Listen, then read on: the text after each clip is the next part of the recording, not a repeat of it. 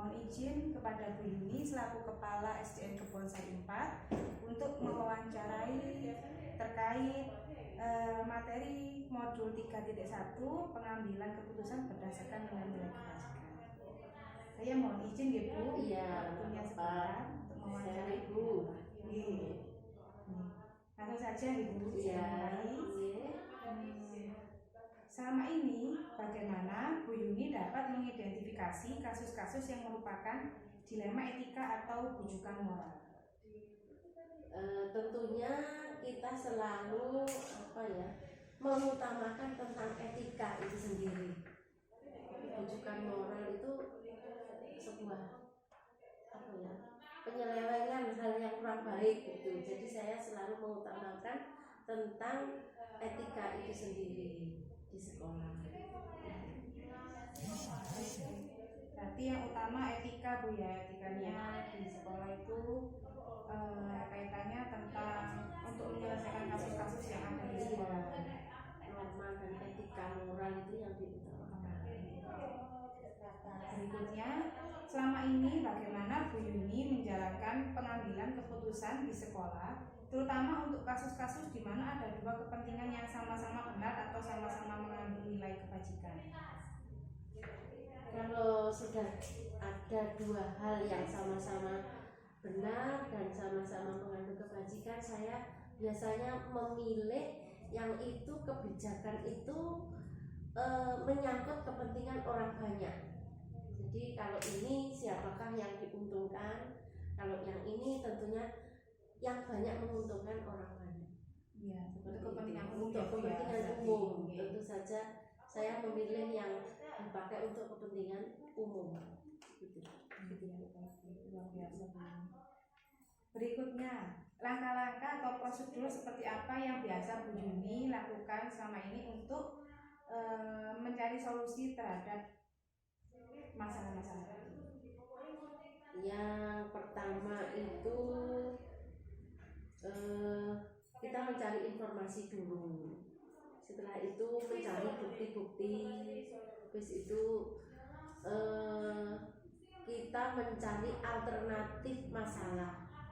Jadi ada beberapa alternatif. Kalau saya selesaikan dengan cara ini, risikonya ini, efek dampak positif negatifnya ini. Jadi saya tidak selalu ambil satu. Kalau saya ada masalah, ada alternatif apa saja. Habis itu baru saya menentukan alternatif solusi ini, menentukan solusi. Kalau ada solusi ini, tentu saja setelah mengambil keputusan ada solusi, tentu saja saya memantau progres dari keputusan itu. Jadi saya pantau progresnya, lalu tentu saja saya tinjau kembali apakah mana yang baik, apa buruknya dari keputusan-keputusan yang sudah saya ambil, dampaknya itu.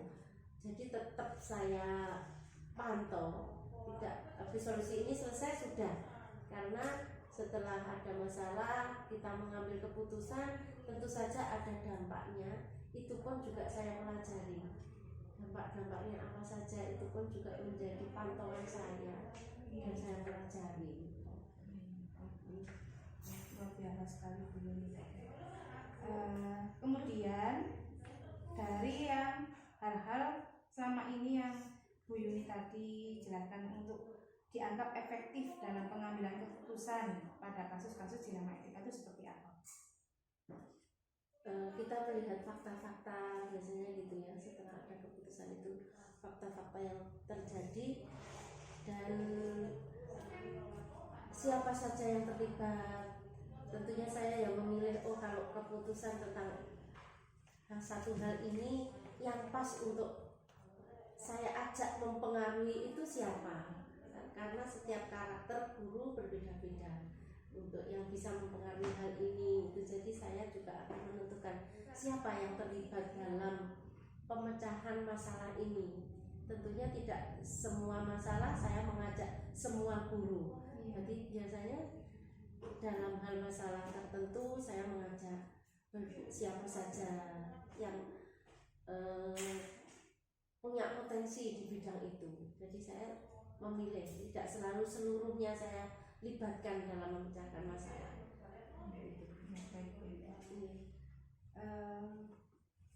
Kalau seperti itu berarti kira-kira hal apa saja yang selama ini merupakan tantangan dalam pengambilan keputusan pada kasus-kasus dilema etika?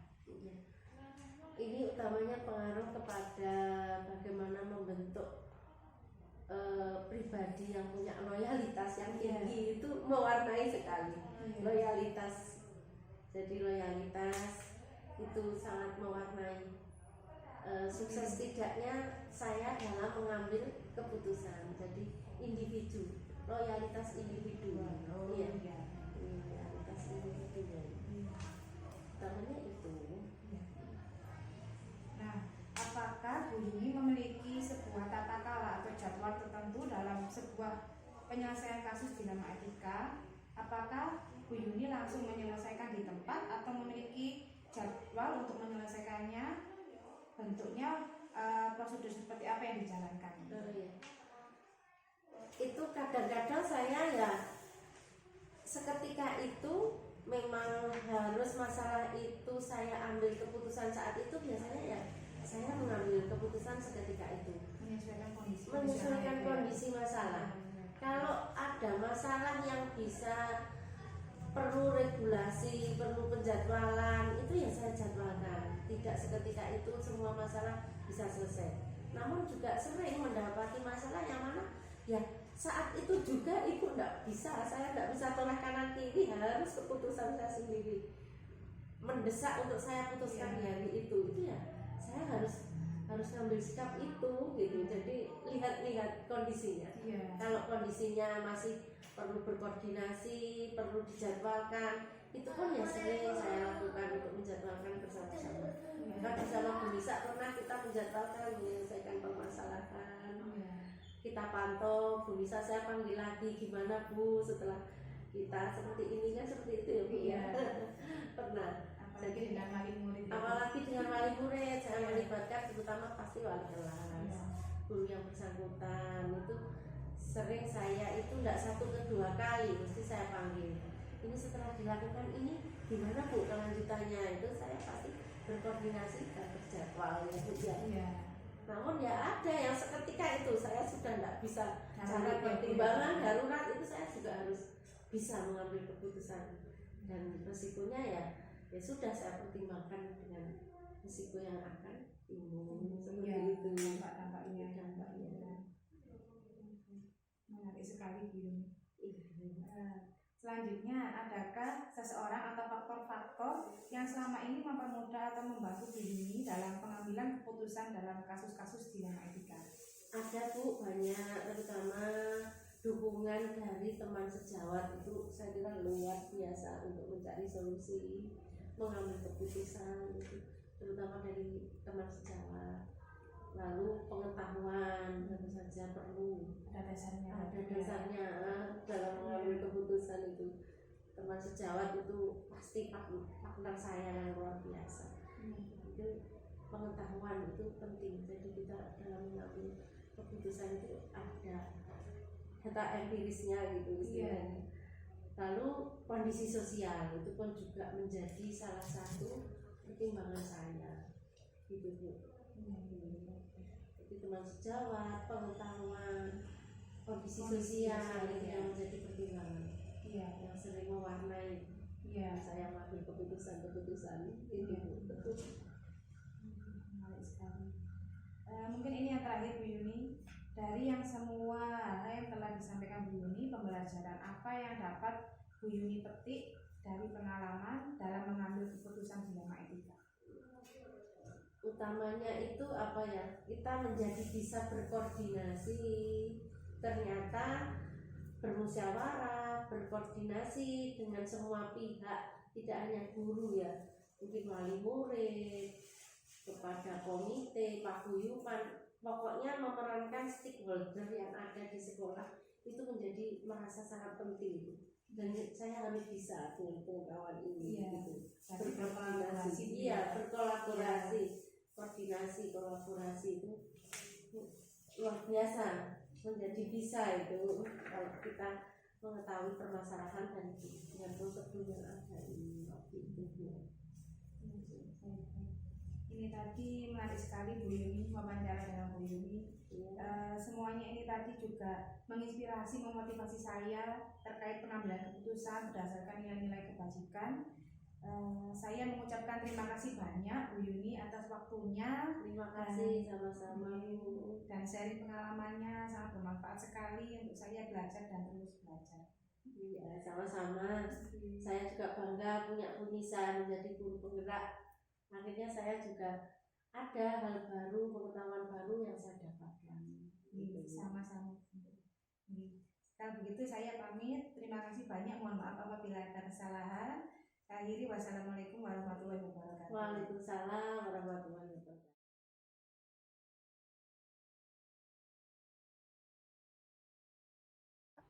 Assalamualaikum warahmatullahi wabarakatuh. Waalaikumsalam warahmatullahi wabarakatuh.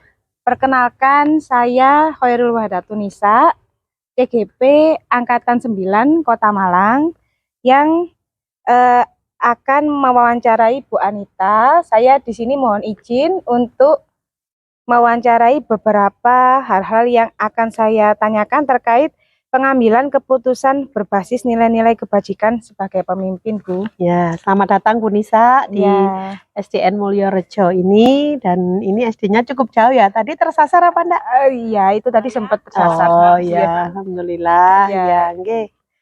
Iya. Jadi langsung saja ya Bu ya. Ya, ini silakan. Saya bacakan pertanyaan demi pertanyaan ini. Yang pertama, selama ini bagaimana Bu Anita dapat mengidentifikasi kasus-kasus yang merupakan dilema etika atau bujukan moral? Oke. Ya, terima kasih. Saya mencoba menjawab ya Bu Nisa. Semoga jawaban yang saya sampaikan ini sesuai dengan harapan dari Bu Nisa ya selaku CGP, dan tugas-tugasnya selesai semua. Ya, baik. Untuk yang pertama yaitu setiap sekolah itu sebuah komunitas di sekolah ya, yang di dalamnya ada kepala sekolah, ada guru, ada siswa, itu pasti memiliki permasalahan, dan permasalahan itu cukup kompleks ya. Terkait dengan dilema etika ini atau bujukan moral ini memang sering terjadi di sini ya. Boleh saya contohkan Bu Nisa? Iya. Misalnya yang saya alami ini, munculnya kecemburuan seandainya ada satu guru yang selalu ditugaskan untuk melaksanakan tugas-tugas di luar, atau menjadi orang istilahnya kepercayaan yang untuk selalu keluar. Apakah guru itu selalu merasa gembira dan mau? Tapi ternyata tidak juga. Bahkan ada guru yang juga mengeluh, kenapa harus selalu saya, sedangkan kondisi di lingkungan itu cukup banyak guru. Nah, itu termasuk bagian dari bujukan moral. Kepala sekolah berharap bahwa guru itu bisa mendapatkan ilmu. Di sisi lain ada alasan yang juga benar menurut guru itu sendiri, itu ya. Oh iya. Baik. Jadi ya itu istilahnya iri itu apa Bu ya? Iya. Sedikit iri gitu berarti ya dengan. Iya, ada dua. Jadi ada yang guru yang selalu ditunjuk itu kadang dia merasa capek juga ya. Ada guru lain yang sebenarnya bisa ditugaskan, tapi di sisi lain ada orang yang merasa tidak suka. Kenapa harus selalu dia? Sedangkan, jadi kayak kecemburuan sosial gitu ya. Nah itu kan ada istilahnya menurut ini juga benar, tapi di sisi lain ini juga benar. Nah itu. Nah itu permasalahan itu juga sering muncul. Nah disinilah tugas dari kepala sekolah untuk menyelesaikan permasalahan itu, dan permasalahan-permasalahan seperti itu tidak boleh dikesampingkan. Kenapa? Karena nanti akan mengganggu ini kondusivitas dari lingkungan itu sendiri, lingkungan sekolah ya. Nanti kalau lingkungannya tidak nyaman, ada perasaan saling iri atau apa, otomatis lingkungan kita bekerja di sekolah ini juga akan berdampak ke anak-anak juga itu. Iya, baik. Berikutnya aja ya Bu. Ya. Bagaimana Bu Nita menjalankan pengambilan keputusan di sekolah ini, terutama untuk kasus-kasus di mana ada dua kepentingan yang sama benar atau yang mengandung nilai kebajikan? Ya. Nah, yang saya lakukan yaitu bagi saya komunikasi itu adalah yang utama ya. Tanpa komunikasi kita tidak akan tahu apa yang terjadi. Maka saya butuhkan pembicaraan dua arah ya dengan guru tersebut untuk mengetahui penyebab-penyebab permasalahan itu, alasan-alasannya apa. Jadi saya perlu untuk mengetahui apa yang sebenarnya terjadi. Nah, itu saya juga melakukan komunikasi.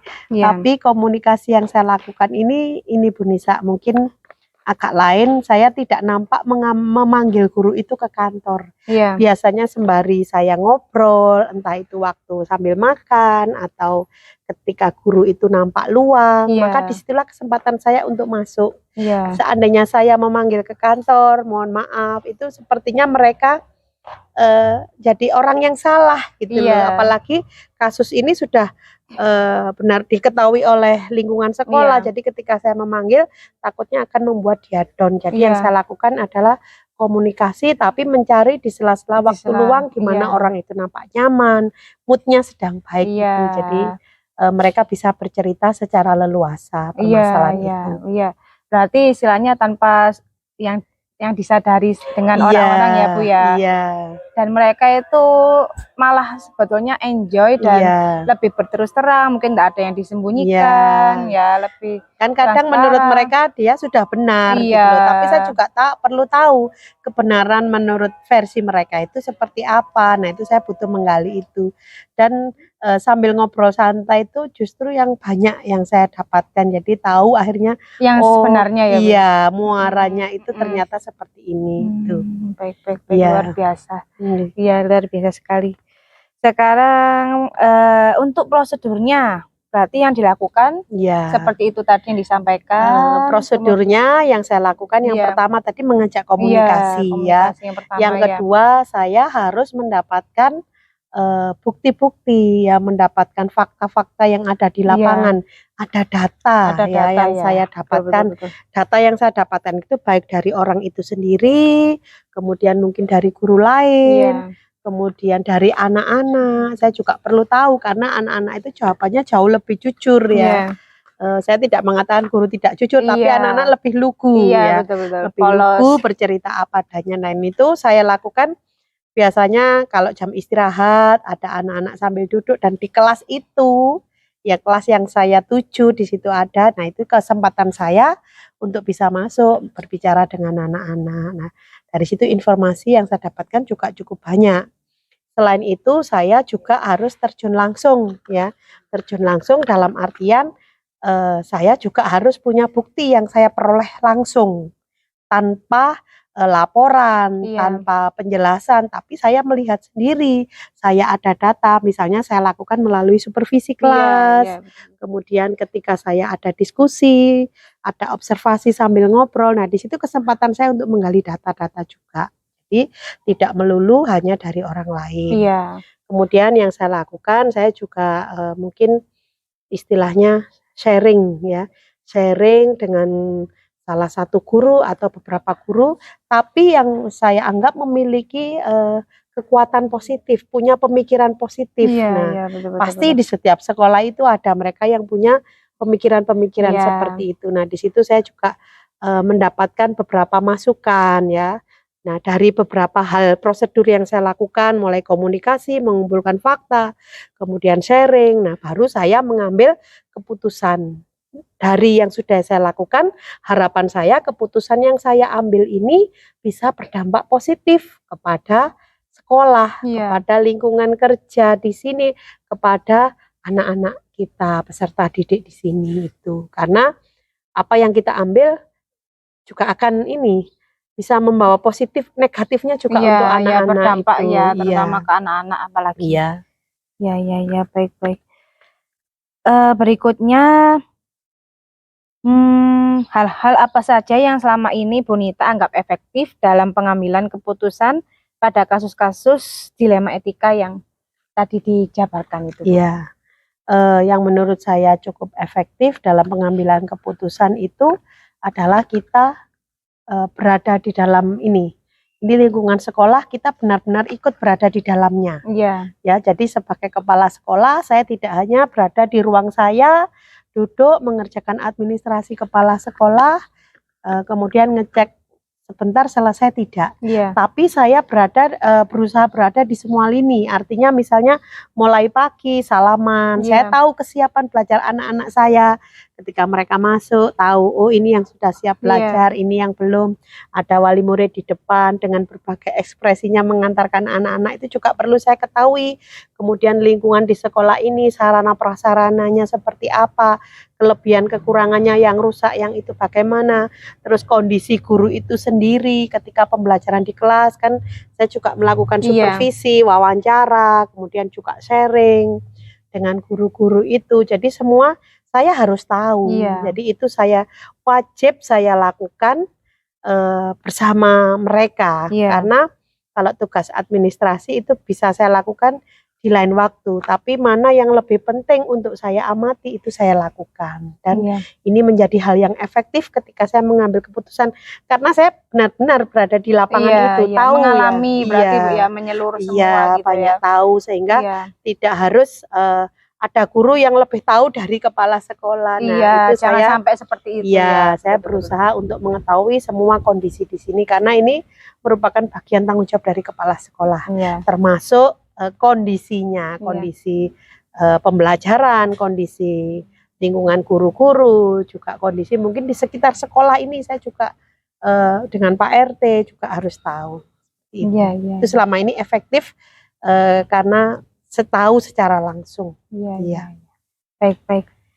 Luar biasa sekali itu tadi yang disampaikan Bu Anita. Saya lanjutkan ya Bu. Iya, silakan. Nah, hal-hal apa saja yang merupakan tantangan dalam pengambilan keputusan pada kasus-kasus yang tadi Ibu sampaikan? Ada tantangan yang yang menurut saya sampai saat ini saya harus bisa mengatur yaitu tantangannya adalah waktu. Karena Bu Nisa juga guru tahu bagaimana kesibukan guru, capeknya setelah mengajar, terus diajak diskusi dengan kondisi mood yang tidak memungkinkan. Nah, itu saya harus pinter-pinter ketika ada sebuah permasalahan, kapan saya harus berbicara dengan guru itu. Moodnya pun juga harus saya pertimbangkan, kondisi kelasnya juga harus saya pertimbangkan. Jadi saya harus bisa membaca situasi kapan saya harus berbicara, karena ketika saya komunikasi untuk mencari fakta-fakta tadi tidak hanya 1 menit 2 menit, tapi saya butuh menggali lebih lama. Dan saya harus buat catatan. Jadi apa yang saya dengar dari guru tersebut harus saya catat itu.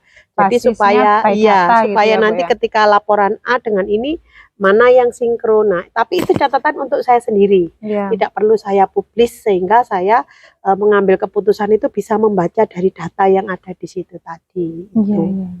Jadi itu yang saya lakukan. Harus ada komunikasi. Tantangannya yaitu waktu. Butuh dan waktu. Juga kondisi internal dari dari guru harus kita pertimbangkan, karena guru kan juga manusia. Dia sudah dituntut dengan berbagai tugas, maka kita sebagai kepala sekolah juga harus bisa membuat mereka itu merasa nyaman. Apalagi ketika mereka punya masalah, dia bisa menyelesaikan permasalahannya itu dengan suasana yang nyaman juga. Jadi tantangannya waktu untuk sharing itu kadang-kadang sulit. Berikutnya Bu, apakah Bu Nita memiliki sebuah tata cara atau jadwal dalam sebuah penyelesaian kasus dilema etika, dan apakah langsung menyelesaikan di tempat atau memiliki jadwal untuk menyelesaikannya, bentuk dan prosedur seperti yang Bu Nita jalankan? Kalau untuk jadwal tertentu saya tidak punya, Bu Nisa, tergantung situasi dan kondisi. Yang tadi ketika ada kegiatan mana yang lebih utama, skala prioritas yang harus saya selesaikan itu saya dahulukan. Dan untuk permasalahan ini sambil kita mengumpulkan bukti, kita mengerjakan yang penting terlebih dahulu. Jadi karena nanti kalau kita hanya fokus di satu masalah ini, sedangkan ada yang lebih penting nanti terbengkalai. Iya.